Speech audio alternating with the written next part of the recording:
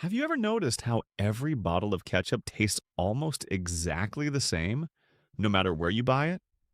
The same tang, the same sweetness, the same thick, slow pour? It feels like a simple recipe: tomatoes, sugar, vinegar, maybe a pinch of spice. But behind that consistency is something far more complex than a kitchen recipe could ever produce. Massive factories process millions of tomatoes a day, all funneling toward that same familiar red bottle. So how does something grown on a vine, unpredictable and seasonal, end up perfectly identical, bottle after bottle, year after year? Let's trace it back to the beginning, right here on Simply Understood. The process starts long before any factory is involved. Tomato varieties used for ketchup aren't the same ones sold in grocery stores. They're bred specifically for processing, engineered over decades to have thicker walls, higher sugar content, and less water. These tomatoes are grown densely across huge fields and harvested by machines that pass through only once, cutting entire rows at a time rather than picking individual fruit by hand. A single harvester can process an entire field in hours, something that would take dozens of workers days to accomplish by hand, and this speed is part of what keeps the tomatoes fresh enough for what happens next. Within hours of harvest, the tomatoes arrive at the factory because timing matters immensely. Left too long, sugars begin breaking down and flavor starts to shift.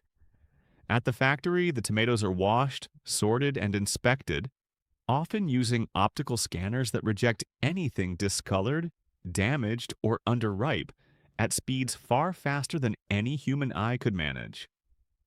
From there, the tomatoes are crushed and heated almost immediately. This step matters more than it seems. Heating quickly deactivates enzymes that would otherwise break down pectin, the substance responsible for thickness.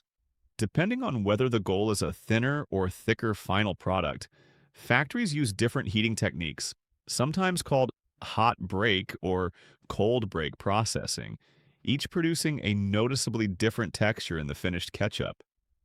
The crushed tomatoes are then strained to remove skins and seeds, leaving behind a smooth pulp. That pulp gets concentrated by removing much of its water content, often under vacuum conditions that allow evaporation to happen at lower temperatures.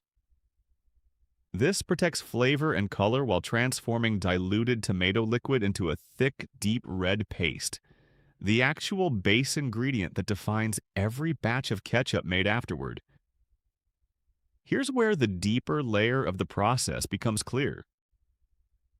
Ketchup isn't made fresh from tomatoes at the final stage. Nearly every factory works backward from that concentrated paste, stored and shipped separately, sometimes from an entirely different location or season.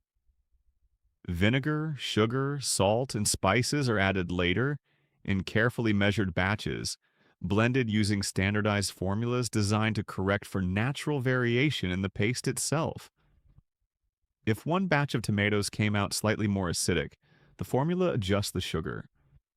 If a batch is less sweet, the ratio shifts again. This is the real reason ketchup tastes identical across regions and seasons. It isn't because every tomato is the same, it's because the final formula is engineered to compensate for the fact that they aren't. Once blended, the mixture is heated again to reduce bacteria and extend shelf life, then rapidly cooled before bottling. Bottling itself happens at enormous speed, filling, capping, and labeling hundreds of containers every minute, each one sealed while still warm enough to create a slight vacuum inside, which helps preserve freshness long after it leaves the factory floor. Even the shape of the bottle plays a role, designed to slow the ketchup's flow just enough to control portioning, without the customer ever noticing the engineering behind it. This entire system reflects something bigger than ketchup itself.